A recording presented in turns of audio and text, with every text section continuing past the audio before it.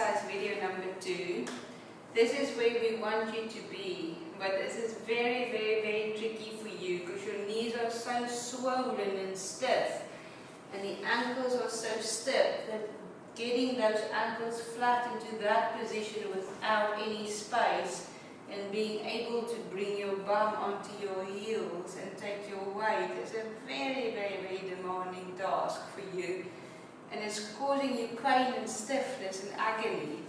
So what we are going to try to do is we're going to try to get you down there in time. But I don't want you to worry, I don't want you to rush it, but you're going to have to start to do it every single day. You need to start to work towards 2 minutes at a stage. If you can manage that, handle that, and then build it up to 5 minutes. Read, do your WhatsApp, listen to music, chat to your partner, do whatever you need to do in that position.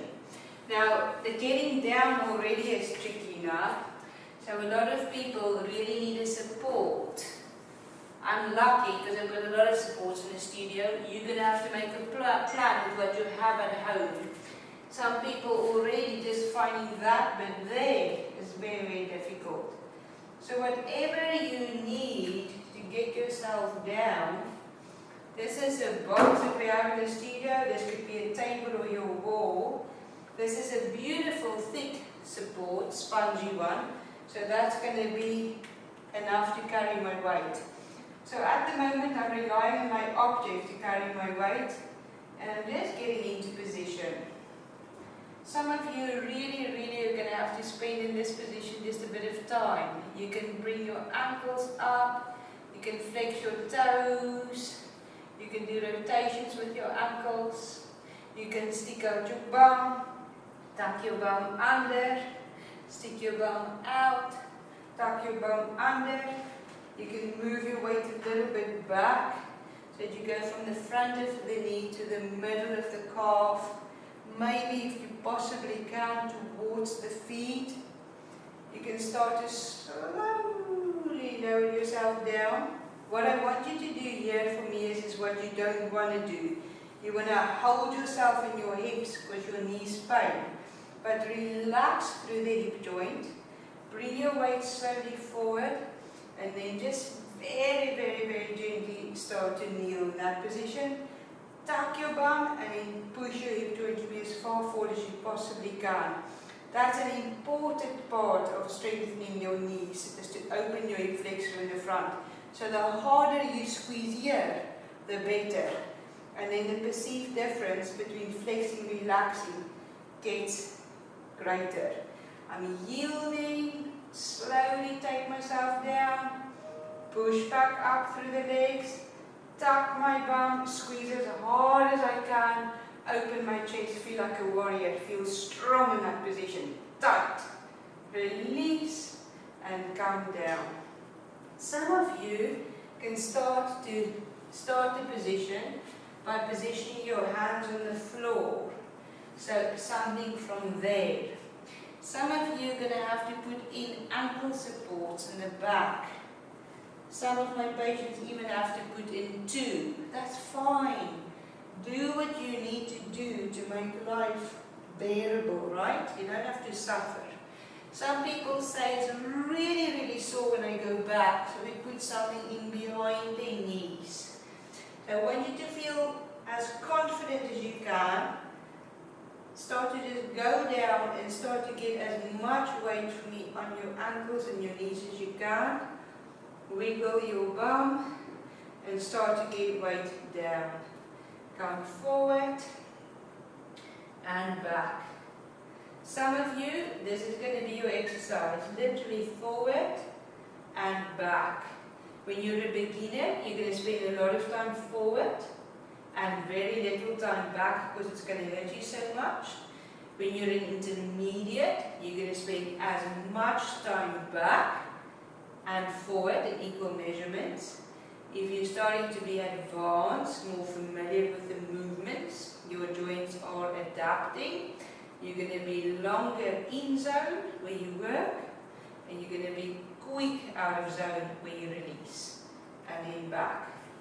Until finally, with a lot of guts, perseverance, resilience, you're going to be able to get back into this position. But it would be fantastic if we can restore that for all of you. And you're not going to harm yourself if you're going to do it slowly and gradual, slow and gradual. And then finally, all of these things are going to come out, or they're going to be less and less. Uncomfortable in the hard floor. I spend a lot of time on hard floor, even on that floor. But for most of you, honestly, 2 knee supports under your knees, 100% fine. I've got no problem with that. So let's say now 5 minutes are done and we've got our kneeling station. If you can only manage 2 minutes, 60 seconds, start. That's the important thing. Right, then we're going to go into half kneeling position. If that has too little support, thicken that. And try to spread your weight on the shin. Don't put all of your weight on your knees. Put a little bit of weight on the shin, push the shins into the floor. Remember, you can have your support under your ankles too. Then you're going to tuck your butt. You're going to go into your hollow body with your hips nice and forward, bum nice and squeezed. Lower back, no compression, collarbones open. You're going to try to push your hips as far forward as you possibly can. And if you can, you're going to just bring your head and your neck back to start off with. And then you're going to release. Take a breath in to prepare. Breathe out, tuck. Push that bum for me forward. Push the bottom of your pubic bone forward too. Like really open that groin for me. Chin, lift out of your waist. Head and neck. Hold it. My arms forward is easier. Some of you might want to do that. Arms here is a little bit more difficult. Come forward. Release. Getting sore. I want to get out. Take a break. Need to get off my knees. Take a little break, nothing wrong. Tuck, in position, knees down, shins pushing into floor, bum tuck, hips drawing forward, head and neck going up. So let's do a little bit of a back arch there, and come back. So that was slightly different than the one before. The one before, I leaned a little bit back with a reverse plank, chin in, back stays straight, just strengthening the thighs in the front, and come back. See if you can see my little shiver in my body. Look, there's a little shiver in my body. Can you see that?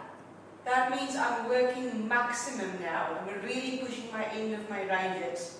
Important to get that zone. Right, little variation. We slightly arch, lift up the chest. Back is round a little bit. And then out. So whatever works for you is good. The combination is nice. And then just back into your kneeling. Good. The next thing I want to explore with you is a 4-point kneeling position. So I'm going to put myself slightly in the diagonal.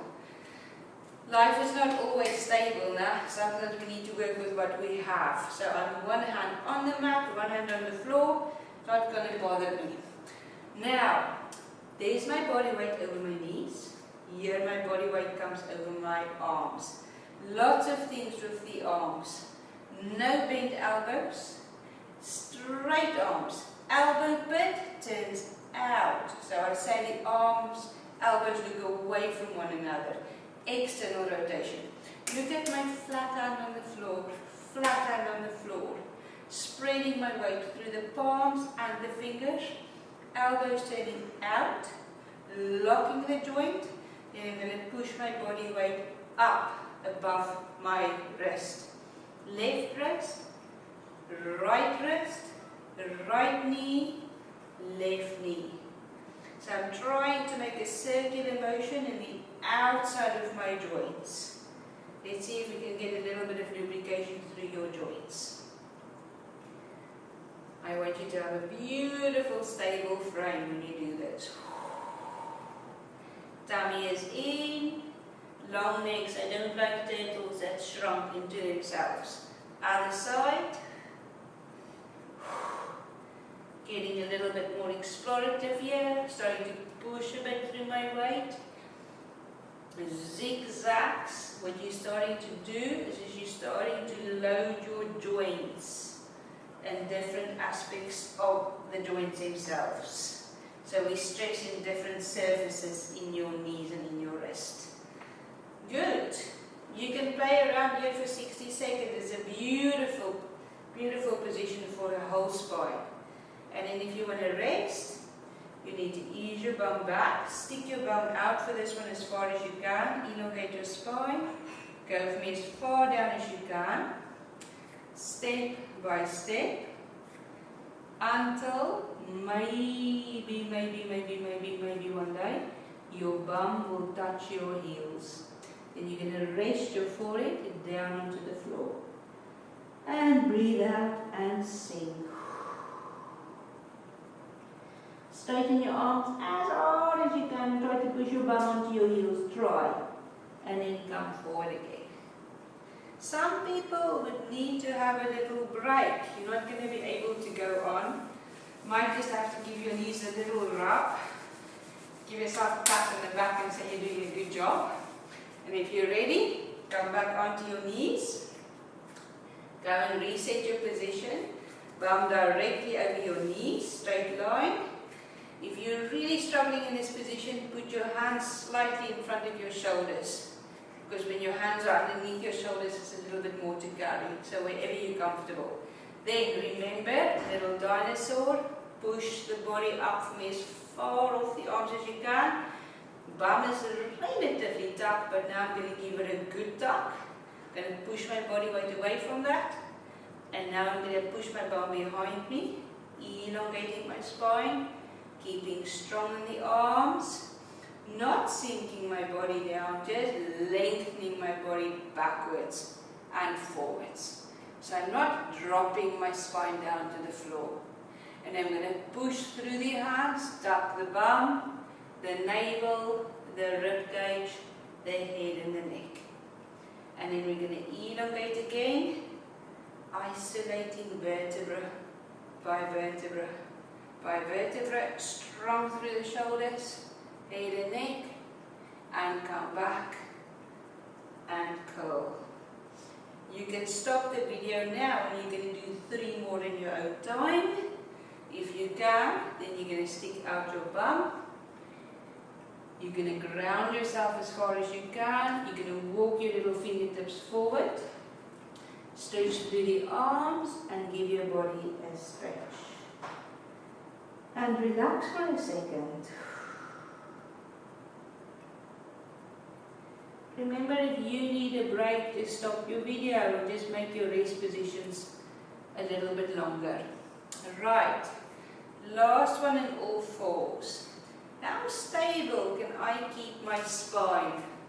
I wonder if I have to measure that. So if I put a block on my spine and I say to myself, keep that block still, don't let it float. Can I lift one arm up without making any shift in that block, especially through the transition? The hard bit is when people touch their hand on the floor and then they collapse on this moment where they take the other arm off. So you don't want to collapse, you don't want to sink and lift. You want to stay high and you want to do your transition without a sink. And then I say, yeah, I'm pretty happy with that. Looks quite stable to me. Feel it rather than see it. Good. Sink down a little and push back up. Right, I'm going to have to bring my knees a little bit in for the next one. I'm going to set myself, head and neck. I like to gaze a little bit forward onto the floor. Just see what's going on in the field around me. Now I'm going to have to keep my body dead still. I'm not allowed to shift my body. Can I keep my weight on my left hand when I stretch my left leg back? And can I keep my block stable? The more I stretch my leg, the better. No emphasis on lifting. And bring my knee back to starting position. Can I keep my body weight into my right arm when I stretch my right leg back? Keep on extending through that leg. Lift up that chest. And then down. And then left arm weight bearing, left leg extending. The more I stretch my knee, the better. And then I'm going to go to the right side again. fully extended. And then down. Then imagine you need a break because your arms are killing you. Have a break, shake out, reset. Let's do a variation. Let's put the fingers a little bit out to the side. Set the body. Let's go with that left leg first again. Extend, extend, extend that leg. Keep your pelvis nice and stable for me. Pull in, hold it. Bring it in. Right one. Extend, tummy in. That's a better, guys. That's much better than the one before. Left one. Arm up if you want to. Arm to the side. Arm to the shoulder. Whatever you want to do it, keep your extension. Last one. And out. And then that's your job done. And by now you definitely would want to come off your knees.